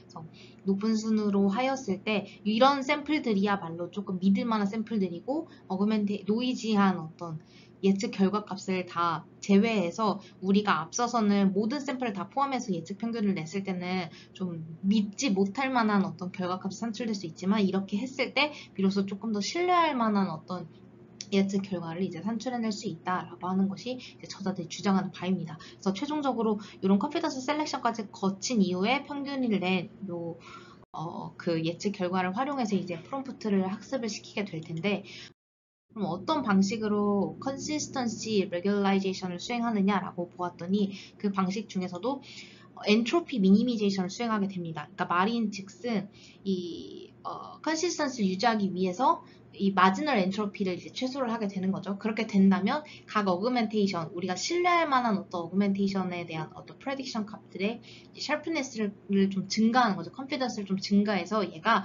좀 더 확신을 가지고 이제 그 예측을 수행하게끔 하는 어떤 그런 기법입니다. 어그멘테이션 간의 어떤 예측 결과의 베리언스를 줄이고 좀 더 컨시스턴트한 아웃풋을 생성하자라는 어떤 그 의미이죠. 이렇게 어그멘테이션 인베리언트한 로버스트한 어떤 프롬프트를 학습하고자 하는 목적으로 이렇게 엔트로피 미니미제이션을 이제 수행을 하는 것이기도 하고, 그리고 준지도 학습 내지는 뭐 이런 언레이블 데이터를 다루는 여러 가지 연구들, 그리고 테스트 타임 어댑테이션 이런 다양한 분야들에 대해서 논문을 읽어보신 분들이라면 이런 엔트로피 미니미제이션 로스가 모델 어댑테이션에 있어서 많이 사용이 되는, 그리고 최종적인 다운스트림 태스크인 분류 성능을 높이는 데 있어서 굉장히 좋은 효과를 낳는다라고 알려진 이제 로스이기 때문에 이런 엔트로피 최소화 로스를 통해서 프롬프트 파라미터를 학습을 수행하게 되는 것입니다. 인퍼런스 시에는 이렇게 한번 엔트로피 미니미제이션을 통해서 학습한 파라미터가 이렇게 만들어지게 되면은 이 프롬프트를 통해서 동일한 테스트 샘플을 다시 이용하고 다시 이용하되 프롬프트만 이제 학습이 된 프롬프트를 이용해서 최종적인 예측 결과를 이렇게 산출하는 방식으로 인퍼런스가 이루어지게 됩니다. 인퍼런스를 하기 전에 이제 잠시 이제 프롬프트를 튜닝하는 어떤 그런 그 프로토콜을 가지고 있다. 그게 바로 테스트 타임 프롬프트 튜닝이다 라고 하는 것을 우리가 알 수가 있는 것이고요. 그리고 앞서서는 첫 번째 샘플에 대해서 보았는데 이번에 두 번째 샘플이 들어왔습니다. 그럼 이 두 번째 샘플에 대해서는 이 샘플에 대해서 이제 최적화된 프롬프트를 만들어야겠죠. 그렇기 때문에 이전에 학습했던 정보를 다 잊고 요 파라미터를 다시 한번 우리가 초기에 이제 보았던 이니셜 프롬프트로 초기화시킨 리셋시킨 이후에 다시 한번 이제 학습을 진행하게 됩니다. 말인즉슨 이 두 번째 샘플에 대해서도 다시 한번 동일한 과정을 거쳐서 해당 프롬프트를 초기 프롬프트에서 시작했던 요 파라미터를 다시 한번 요 엔트로피 미니미제이션을 통해서 튜닝을 수행하게 되는 거죠. 그럼 요 샘플은 해당 그 프롬프트를 통해서 이제 인퍼런스가 수행되는 그런 과정을 거치게 됩니다. 그리고 요 세 번째 그 테스트 샘플에 대해서도 이제 프롬프트 튜닝을 수행하게 될 텐데, 근데 여기서 이제 우리가 알 수 있는 것, 볼 수 있는 것은 이 테스트 샘플이 매번 들어올 때마다 매번 초기 프롬프트에서 이제 시작을 하는구나. 그런 다음에 이제 현재 들어오는 샘플에 대해서만 이렇게 최적화를 시키는 어떤 프로토콜을 가지고 있구나라는 것을 이제 확인을 해볼 수가 있습니다. 근데 이 프로토콜에 대해서 우리가 한 번쯤 좀 생각을 해볼 만한 것이, 앞서서 제가 예제를 일부러 그렇게 구성하기는 하였으나 사실 테스트 샘플이 이렇게 쭉쭉쭉쭉 들어온다라고 하였을 때 우리가 생각을 해보았을 때 이 세 번째 테스트 샘플은 사실 두 번째 샘플도 그렇고 아까 보았던 첫 번째 샘플도 그렇고 다 거북이에 대한 어떤 사진들이었습니다. 그러면은 이 세 번째 테스트 샘플에 대해서 우리가 예측 성능 높이고자 할 때 이전에 우리가 보았던 거북이 샘플에 대한 정보를 이제 좀 잘 활용해 볼 수도 있지 않느냐. 그렇게 하면은 사실 새롭게 들어온 샘플에 대해서 더 좋은 성능을 낼 수가 있겠죠. 그래서 그런데도 불구하고 이렇게 굳이 프롬프트를 리셋시키는 이유는 테스트 샘플 간에 우리가 잠재적으로 있는 어떤 그런 관계성, 유의미한 관계성, 그리고 테스트 샘플에 대한 과거 정보, 과거 분포 정보도 사실 있을 거 아니에요. 이런 데이터, 비슷한 분포에서 이제 파생된 어떤 데이터셋이 온라인으로 계속 이렇게 유입이 되는 경우가 현실적인 시나리오니까. 그래서 이런 여러 가지 유용한 정보들이 있을 텐데 이런 것들을 다 무시하고 그냥 바로 처음부터 이제 리셋을 시켜서 요 애에 대해서만 이제 최적화를 시키니까 이거보다는 좀 더 우리가 이전에 봤던 정보들을 잘 활용하면은 좀 더 좋은 성능을 낼 수 있을 것 같은데, 우리도 문제를 풀 때 그냥 처음에 이제 막연히 이제 문제를 푸는 것보다 뭐 다른 과목이라 할지라도 어떤 과목에 대해서 이제 문제를 풀어보고 공부를 해본 경험이 이제 그 다른 문제 답안을 맞추는 데 있어서 훨씬 더 유리한 조건으로 이제 작동을 하게 되니까요. 그래서 이러한 한계점을 지적하면서 우리 이전 프롬프트에서 이전 프롬프트에 대한 정보를 다 이제 잊어버리고 리셋하고 처음부터 시작하는 게 아니라 우리 프롬프트 이전에 배웠던 거 잘 써먹어 보자. 그래서 previous optimize 프롬프트, 그러니까 이전에 우리가 잘 배워두었던 그 프롬프트를 스타팅 포인트로 삼자. 리셋한 초기 프롬프트를 스타팅 포인트로 삼는 것이 아니라 과거 정보를 잘 이용해보자 라는 어떤 아이디어를 우리가 이제 생각을 해볼 수가 있겠습니다. 그렇게 하면은 좀 더 우리한테 관련이 있는 어떤 과거 정보들을 좀 잘 이용해서 분류 성능을 높이는 데 도움이 될 수도 있겠죠. 그리고 이런 방식으로 새로운 테스트 샘플이 들어왔을 때 과거에 대한 그 정보를 잘 활용해서 그대로 이제 누적해서 그 정보를 누적해내는 어떤 방식을 저희가 온라인 상황에서 이제 작동한다라고 이제 표현을 합니다. 그래서 온라인 상황에서는 테스트 데이터가 이렇게 쭉쭉쭉 이렇게 수집이 되게 될 텐데, 그 수집된 데이터에 대해서 이제 그 정보를 쭉쭉 누적을 해나가는 어떤 방식을 그냥 온라인 상황에서 이제 우리가 학습을 시킨다라고 표현한다라고 이해를 해주시면 되겠습니다. 그래서 요 세 번째 샘플의 경우에는 앞선 것과 달리 프롬프트를 리셋을 하는 게 아니라 과거 배웠던 그 프롬프트에서 시작을 해서 본인의 어떤 그 정보에 걸맞게 엔트로피 값을 이렇게 산출하고 그거를 미니미제이션 하는 방식으로 이제 업데이트를 하는 그런 프로토콜을 이제 취하게 됩니다. 그리고 좀 이제 깨졌습니다만 어쨌든 요 네 번째 그 샘플에 대해서도 이거 역시도 이제 previous test 샘플에 대한 정보를 그대로 누적한 상태에서 프롬프트가 이제 시작이 되게 됩니다. 그러니까 여기서의 어떤 골자는 리셋을 하지 않는다. 그러니까 이전 정보를 잘 누적해서 활용한다라고 한다는 것이고, 이 역시도 이전 정보에 기반해서 엔트로피 미니미제이션이 이제 수행이 되게 되겠죠. 이게 바로 우리가 말하는, 제가 여기 그 위에 대제목에다 써놨는데 온라인 매너로 수행된다라고 말씀을 드렸고, 이거를 온라인 테스트 타임 프롬프트 튜닝, 줄여서 온라인 TPT라고 이렇게 부르게 됩니다. 그 프로토콜을 제가 지금까지 쭉 설명을 드린 거고, 앞으로는 이제 온라인 TPT 방식이라고 이제 제가 말씀드리도록 하겠습니다. 근데 이 온라인 TPT 방식이 굉장히 유리한 것 같은데, 사실 보면은 제가 5라고 레퍼런스를 달아놓은 이 5번째 그 논문에서는, 이 레퍼런스에서는 어떤 실험을 보였냐면, 우리가 기존에 보았던 이 TPT와 온라인 TPT를 비교를 하였을 때 성능이 높아질 것만 같았는데, 이 온라인 방식으로 하니까 성능이 아주 급락했다라는 실험 결과를 하나 딱 보여주게 됩니다. 그래서 얼마나 성능이 차이가 나는가라고 이제 확인을 해보았더니, 특정 데이터셋에 대해서 그냥 TPT 방식, 그러니까 프롬프트를 계속 쭉 리셋해서 현재 데이터셋에 대해서만 최적화하는 방식을 택하면 어큐러시가 한 54.7% 정도 나왔는데, 온라인 TPT 방식으로 하니까 거의 0에 수렴을 해서 6.9% 정도의 성능밖에 이제 내지 못했다라고 하는 거죠. 그러니까 어느 순간부터 성능이 갑자기 급격하게 떨어지기 시작하게 되는 겁니다.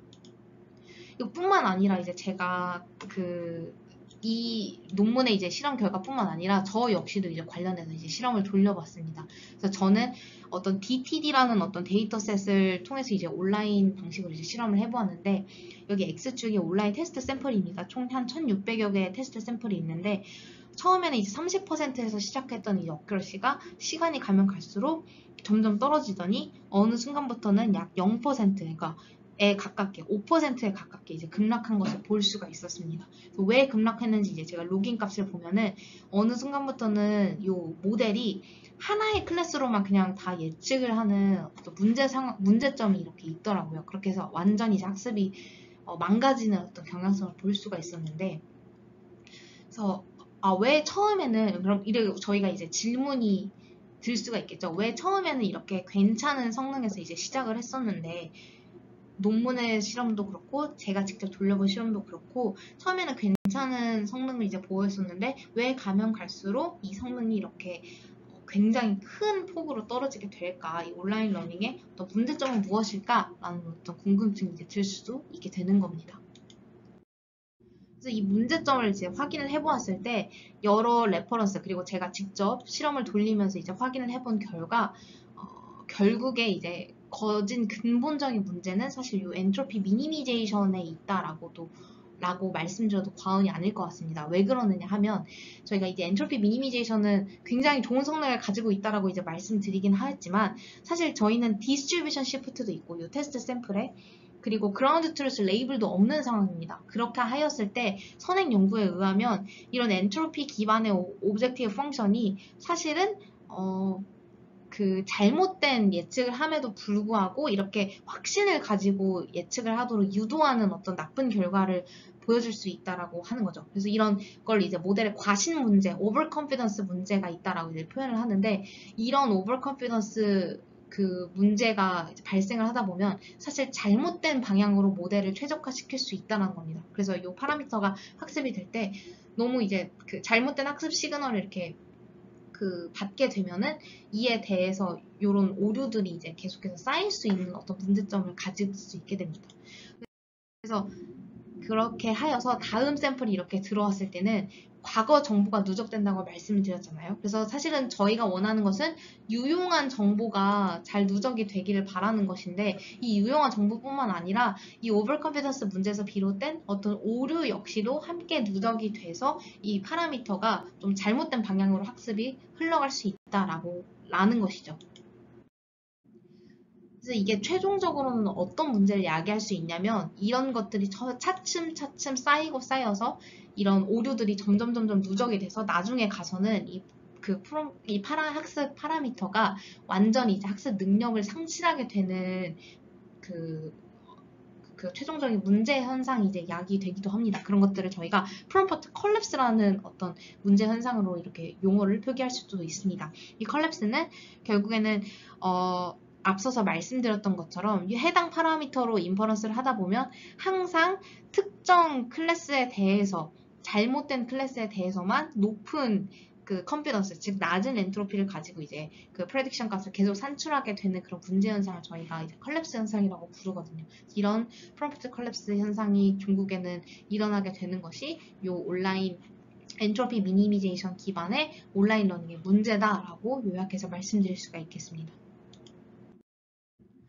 그러면 이 온라인 매너가 굉장히 문제네. 오류도 함께 누적이 되니까. 그럼 그냥 TPT 방식대로 프롬프트 리셋을 하면 우리가 아주 최적의 성능은 아니더라도 그래도 어느 정도는 좀 리저너블한 성능을 얻을 수 있지 않겠느냐. 그냥 리셋을 하면 안 될까? 라는 어떤 질문을 던질 수도 있겠죠. 근데 이제 제가 앞서 말씀드렸던 5번 레퍼런스의 그 저자들은 여기에 대해서 그럼에도 불구하고 우리가 온라인 매너로 테스트 타임 프롬프트 튜닝을 수행해야 되는 이유에 대해서 이제 그 제안을 합니다. 그 당위성은 어떻게 이제 표현이 되느냐 하면 오라클이라는 어떤 그 실험 세팅에 의해서 이제 그 성능을 뽑게 되는데 이 오라클은 오로지 이제 저희가 온라인 방식으로 프롬프트 튜닝을 할 때 오로지 맞는 프레딕션, correct prediction에 대해서만 엔트로피 미니미제이션을 수행하는 것을 이제 오라클이라고 이제 표기를 하게 되는 거죠. 그렇게 된다면 저희가 앞서서 보았던 온라인 러닝의 문제는 맞지 않는 incorrect한 prediction에 의해서 그 파라미터가 망가진다라고 이제 말씀을 드렸는데 correct prediction에 대해서만 옵티미제이션이 되면은 파라미터가 망가질 일이 없겠네. 그렇게 됐을 때 성능은 어떨까라고 해서 보았더니 그 기존의 TPT 방식보다도 5%나 성능이 향상되는 어떤 그 실험 결과를 이제 우리가 확인해 볼 수가 있는 것이죠. 그래서 이렇게 맞는 프레딕션에 대해서만 우리가 온라인 러닝을 했더니 기존의 TPT보다는 훨씬 더 좋은 성능을 얻은 것을 확인해 볼 수 있었습니다. 그렇기 때문에 이렇게 좋은 유의미한 relevant한 인포메이션을 잘 활용하는 것이 결국 나쁜 것이 아닙니다. 분명히 프롬프트 튜닝을 하는데 성능적인 향상을 이끌어낼 수 있습니다. 그래서 우리는 이런 그 incorrect한 prediction을 잘 걸러낼 수 있는 어떤 그 기준점만 잘 마련해 놓으면은 이제 온라인 러닝의 덕을 볼 수 있습니다라고 이 5번 레퍼런스의 저자들이 이제 주장을 하는 거죠. 바로 그 저자들이 제안한 이제 알고리즘이 이런 어떤 모티베이션에 의해서 제안한 알고리즘이 바로 다이나믹 프롬프트 튜닝 줄여서 다이나 프롬프트라는 이제 연구를 이제 제안을 하게 되었습니다. 그래서 이 다이나 프롬프트는 올해 이제 2025년 ICRR에서 이제 제안된 연구이고 올해 7월 기준으로 5회 인용된 그 따끈따끈한 이제 그 신규 논문이라고 말씀드릴 수 있겠습니다. 그래서 이 연구는 결국에 목적은 이전에 우리가 과거에 보았던 어떤 정보들을 잘 활용해보자 라는 어떤 목적 하에서 근데 이런 그 목적을 달성하기 위해서 수행한 온라인 러닝의 문제점이 에러 어큐뮬레이션 그리고 이로 인한 프롬프트 콜랩스 문제였으니 이런 것들을 잘 완화할 수 있는 어떤 방법을 제안해보자 라고 하는 것이 이 연구의 목적이 되겠습니다. 그래서 결국에 유의미한 어떤 과거 정보를 잘 보존을 해야 되니까 이 다이나 프롬프트 저자들이 이제 개발한 것은 이제 프롬프트 버퍼 구조입니다. 이 버퍼 구조를 이제 살펴보면은 좋은 정보들을 이제 과거 정보들을 잘 담아야겠죠. 근데 그 과거 정보들이라고 하는 것이 사실 굉장히 다양하잖아요. 뭐 클래스별로도 다양할 수 있고 분포 정보도 다양할 수 있고 그래서 이런 최대한 다양한 정보를 담을 수 있도록 여러 가지 이제 프롬프트를 사용해서 좀 잘 보관을 해두자라고 하는 것입니다. 일종의 메모리 뱅크가 되겠죠. 그리고 뭐 n번째 어떤 특정 테스트 샘플이 딱 들어왔을 때 이 테스트 샘플에 걸맞는 프롬프트가 뭔지를 좀 잘 알아서 이제 셀렉션 한 다음에 얘로 이제 프롬프트 튜닝을 해보자라고 하는 어떤 버퍼 구조를 이렇게 제안을 하게 되는 겁니다. 그래서 이전과는 다르게 여러 버퍼가 있으면 특정 테스트 샘플이 들어오면 이 샘플에 걸맞는 이 프롬프트를 이렇게 셀렉션하는 단계를 거치게 되고요.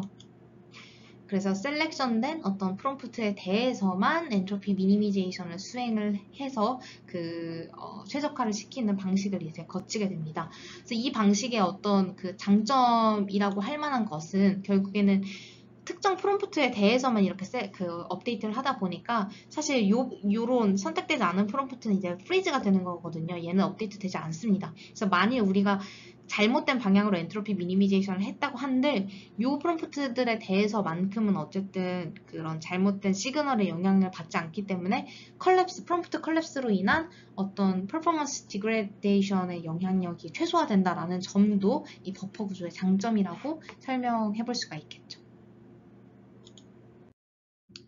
그래서 저희가 그럼 이제 궁금한 것은 이 방식이 좀 유용해 보인다. 어떤 과거 정보를 잘 활용하는 것도 그리고 컬랩스를 방지하는 데도 좀 유용해 보이는데 그렇다면 대체 어떤 샘플이 딱 들어왔을 때 이 샘플에 대해서 좋은 이제 프롬프트가 뭔지 어떻게 우리가 알고 선택할 수 있느냐 그 기준점이 뭐냐 이 셀렉션 기준점을 잘 마련하는 것도 중요하겠다라는 어떤 그 리서치 퀘스천이 자연스럽게 뒤따라오게 됩니다. 그래서 이 셀렉션하는 기준에 대해서 이제 살펴보면은 일단 이 다이나 프롬프트도 그 TPT와 마찬가지로 이제 N번 그 논문에서는 이제 63번이죠. 이제 그 N번의 이제 어그멘테이션을 거치게 됩니다. 그리고 요 그 각 오리지널 샘플을 포함해서 각 어그멘테이션에 대해서 여러 가지 이제 프롬프트가 있을 텐데 이 프롬프트들을 모두 다 이용해서 그 예측 결과를 산출하게 됩니다. 이 예측 결과는 앞서서 설명했던 것처럼 컨피던스 셀렉션 과정을 다 포함해서 그 평균을 한 그 값이죠. 그래서 이 평균한 예측 평균 값이 이렇게 쭉쭉쭉 프롬프트별로 산출이 되게 될 텐데 이렇게 산출된 그 prediction probability를 기반으로 해서 이제 엔트로피 값을 이용해서 프롬프트 셀렉션의 기준점으로 삼게 됩니다. 그러니까 말인즉슨 요 prediction에 얼마나 이 프롬프트가 특정 그 샘플에 대해서 자신감 있는 예측을 하는가를 이제 평가를 하기 위해서 엔트로피를 셀렉션의 어떤 기준점으로 이제 삼게 되는 거죠. 왜냐면 이 프롬프트가 예측 결과에 대해서 확신을 가진다라고 하는 것은 네가 이 샘플에 대해서 좀 잘 알고 있구나, 좀 유용한 정보를 담고 있을 가능성이 높구나 라고 하는 것을 시사하는 것이나 다름없을 테니까요. 그래서 이런 것들을 잘 고려해서 엔트로피를 선택 기준으로 삼게 되는 것이고요. 그래서 그러면은 어떤 기준점에 의해서 엔트로피가 높고 낮음을 판단할 건데 라고 하였을 때는 이 엔트로피가 의 기준점은 가장 이니셜 프롬프트 우리가 TPT나 다이나 프롬프트 같은 경우에는 이니셜 프롬프트를 for over라는 이 프롬프트를 사용했을 때의 파라미터를 이제 이니셜 프롬프트를 사용하게 됩니다. 그래서 이 이니셜 프롬프트를 사용했을 때 산출된 엔트로피보다 특정 프롬프트를 사용했을 때 이제 산출된 어떤 엔트로피 값이 더 낮으면, 그러니까 더 컨피던트 한다면 너가 그래도 우리가 초기에 그냥 랜덤으로 이제 사용했던 요 값보다는 더 자신감이 있구나, 너가 뭘 좀 아는구나 라고 판단할 수 있다 라고 이제 그 셀렉션의 기준점을 잘 만들어 놓게 되는 겁니다. 근데 저희가 앞서서 보았듯이 사실 이렇게 뭐 디스트리뷰션 시프트가 된 상황 그리고 이런 레이블이 없는 상황에서는 이 엔트로피를 항상 릴라이어블한 어떤 셀렉션 기준점으로 사용할 수 없다라고 이제 말씀을 드렸습니다. 왜냐면 이렇게 컨피던트 한다라고 하는 것이 항상 올바른 예측을 의미하지는 않는다라는 어떤 맹점 때문입니다. 그러니까 말 그대로 오버 컨피던스 프로그램이 이미 있기 때문에 사실은 이 데이터셋은 캐시라는 어떤 클래스를 나타내고 있는데 얘가 너무 오버 컨피던트해서 그 다른 클래스를 굉장히 높은 자신감을 가지고 예측을 하는 문제점을 가지고 있을 수도 있잖아요. 근데 엔트로피만을 기준으로 이제 그 프롬프트를 선택하게 된다면 이런 프롬프트를 선택할 가능성이 높기 때문에 엔트로피만을 이제 셀렉션의 기준으로 삼는 것은 굉장히 리스키하다라는 것을 이제 알 수가 있습니다. 네, 그리하여서 이 다이나 프롬프트의 저자들이 이제 제안한 또 이제 오버 컴피턴트 프롬프트 선택을 이제 방지하기 위해서 새롭게 이제 제안한 매트릭이 바로 probability difference라는 어떤 그 매트릭입니다.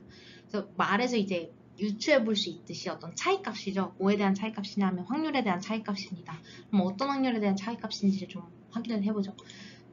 일단 저희한테는 n번째 이제 샘플인 오리지널 이제 그 샘플이 하나 있습니다. 그리고 이에 대해서 n번 가량의 이제 그 어그멘테이션 그 데이터 샘플을 이렇게 만들어낸다라고 말씀드렸습니다. 그러면은 요거에 대해서 이제 저희는 이제 특정 프롬프트를 이제 하나 가져오게 되겠죠. 이제 버퍼에 있는 어떤 요 i번째 프롬프트가 있다라고 하였을 때 이 프롬프트가 오리지널 샘플에 대한 어떤 프레딕션 값을 이렇게 산출할 수도 있을 거고, 그리고 이런 어그멘테이션 각각의 n번의 어그멘테이션에 대한 그 예측 결과도 이렇게 산출해내게 될 겁니다. 그럼 그것을 평균한 어떤 값을 이런 식으로 이제 노테이션을 정해서 예측 결과가 있다라고 해보겠습니다. 그래서 어그멘테이션에 대한 평균 예측 결과와 이제 오리지널 샘플에 대한 이제 예측 결과를 이렇게 볼 수가 있는데, 요거에 대한 어떤 그 차이 값을 우리가 그 하나의 이제 매트릭 그 셀렉션 지표로 활용을 하겠다라고 이제 말을 하는 거죠.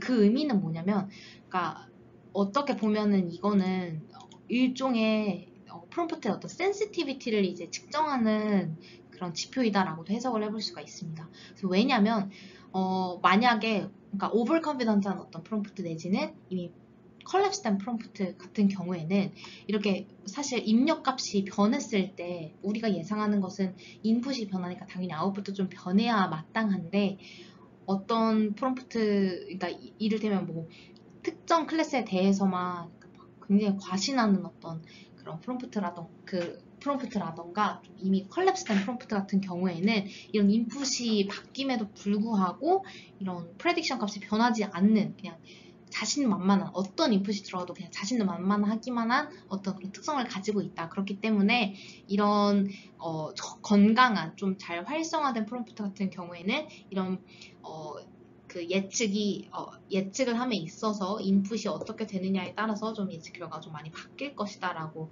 어떤 그런 가정을 깔고 이런 probability difference 지표를 overconfident한 프롬프트를 방지하기 위한 어떤 지표로서 우리가 활용할 수 있다라고 주장을 하고 있습니다. 네, 그렇게 해서 저희한테 총 4가지 이제 프롬프트가 이렇게 버퍼내에 있다라고 하였을 때 각 프롬프트별로 이 probability difference를 이렇게 산출해낼 수가 있겠죠.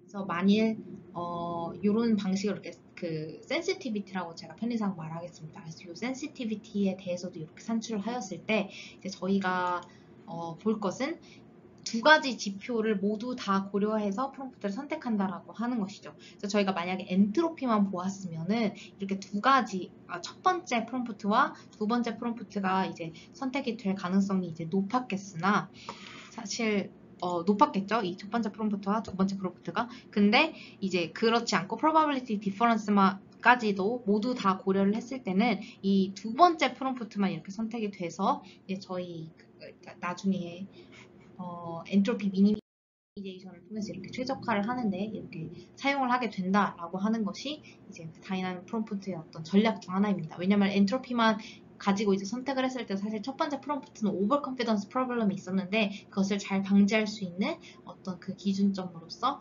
역할을 하는 다른 매트릭을 우리가 보완했다라고 하는 것이 이제 그 논문의 어떤 주요 골자 중 하나입니다.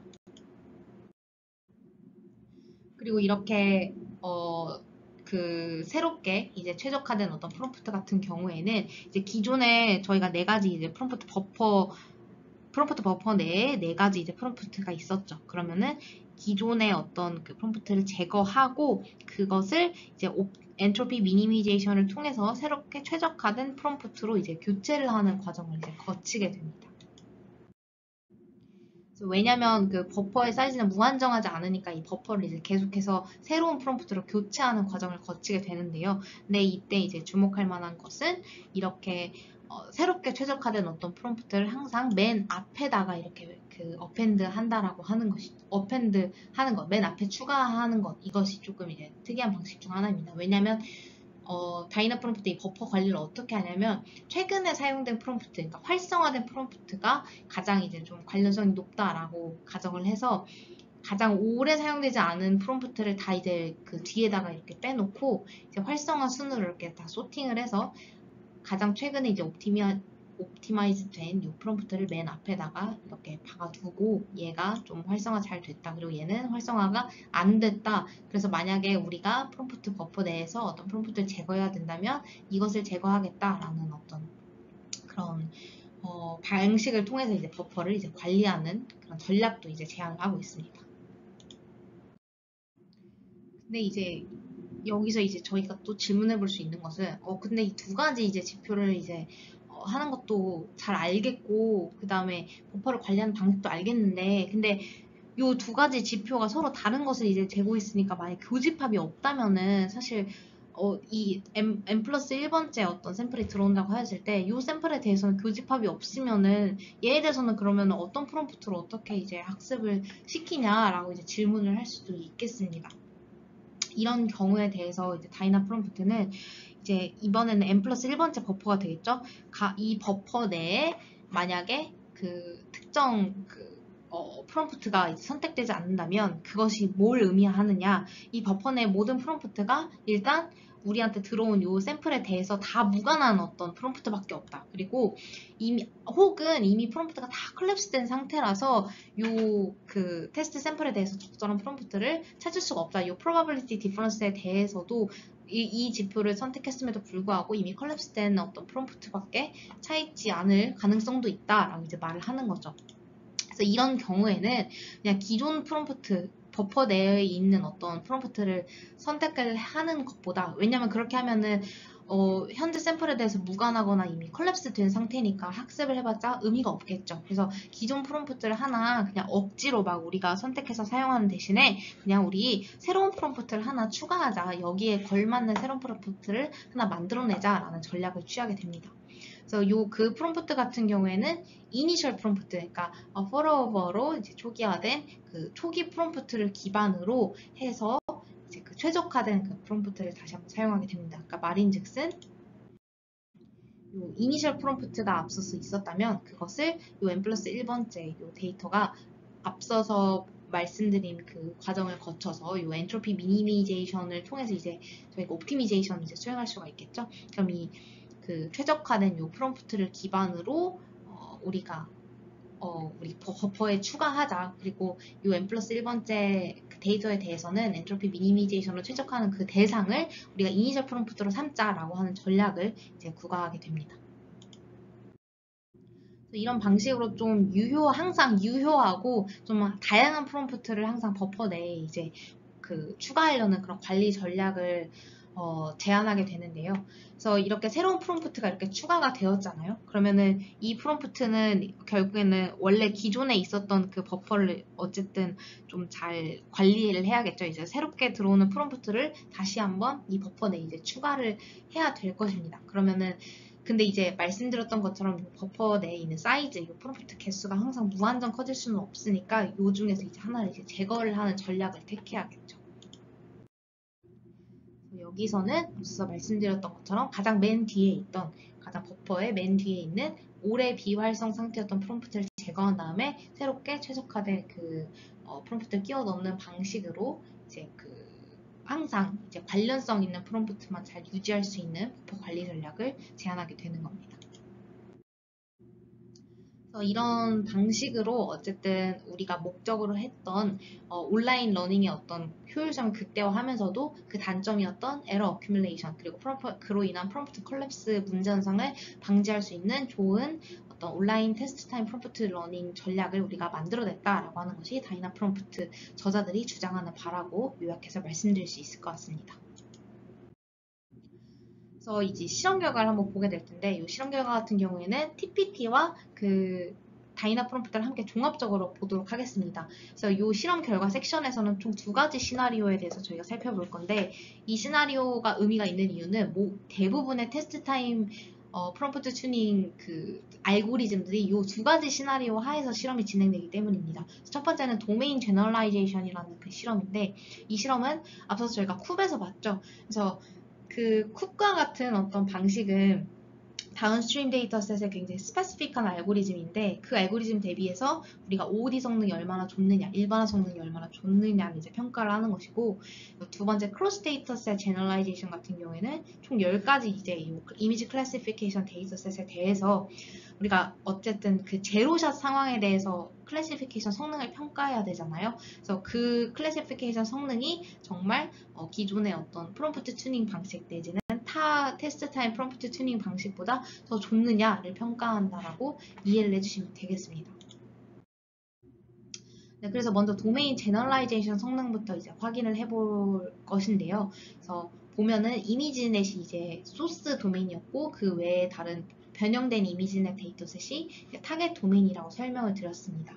그래서 일반화 성능을 확인을 해보았을 때 가장 먼저 이 쿱이라는 알고리즘은 어쨌든 클립 제로샷 대비해서 그 프롬프트 러닝 방식을 이제 수행을 한 거죠. 그래서 퓨샷 슈퍼바이즈 러닝을 했을 때 성능이 향상됐는지를 이제 보는 것인데 제로샷 클립보다도 더 우수한 어떤 일반화 성능을 우리가 낼 수 있다라고 하는 것을 앞서서 이제 제안을 했던 바가 있고요. 그리고 이 쿱이라는 어떤 그 알고리즘을 프롬프트 러닝 방식에서 나아가 테스트 타임 단계에서 이제 프롬프트를 튜닝하는 그런 메소드 중 하나로 TPT를 보았습니다. 그래서 이 TPT는 레이블드 데이터, 다운스트림 데이터셋을 요구하지 않는 테스트 타임 어댑테이션 방식이고, 이런 방식으로 이제 프롬프트 튜닝을 이제 수행을 했을 때 타겟 도메인에 대한 어떤 그 일반화 성능이 쿱 대비해서 물론 전반적으로 좀 낮은 도메인도 있지만 그래도 평균적으로는 훨씬 더 일반화 성능이 향상됐다라고 이제 주장을 할 수가 있는 것이죠.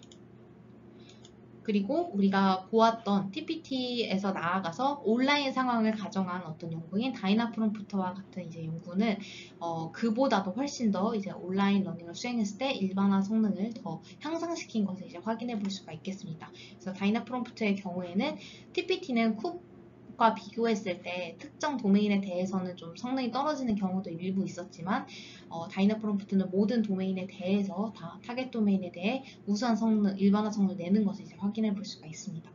그리고 이 다이나프롬프트는 다른 이제 테스트 타임 그 프롬프트 튜닝 방식이랑도 이제 비교를 해보았는데요. 여기에 대해서 이제 짤막하게 설명드리면 이 에이다 프롬프트 같은 경우에는 온라인 TPT 상황에서 이 역시도 에러 어큐뮬레이션을 방지하기 위한 어떤 메모리 버퍼 구조를 이용한 알고리즘이고, 요 디프 TPT 같은 경우에는 TPT에서 이제 어쨌든 어그멘테이션을 활용하잖아요. 거기서 이 디퓨전 모델을 활용해서 더 다양하고 사실적인 데이터를 생성하는 또 알고리즘입니다. CTPT는 여기서 C는 캘리브레이션의 C인데 그 엔트로피 미니미제이션을 수행하기 때문에 어쨌든 오버 컨피던스 문제가 발생을 하는데 그거를 이제 지적하면서 모델의 어떤 캘리브레이션 성능을 높이기 위해 연구한 어떤 알고리즘입니다. 그래서 이 세 가지 테스트 타임 프롬프트 튜닝 메소드와 비교를 했을 때 성능적인 측면에서도 가장 우수하였다라는 것을 이제 제안을 하고 있고요. 그리고 두 번째는 크로스 데이터셋 제너럴라이제이션 그 프로토콜인데 이것도 이제 보았을 때 동일한 목적으로 저희가 해석을 해볼 수도 있겠죠. 그럼 여기서는 이제 제로샷 클래시피케이션 성능, 그러니까 클래시피케이션 성능이 얼마나 올랐는지 위주로 이제 정량적으로 좀 볼 수 있을 것 같습니다.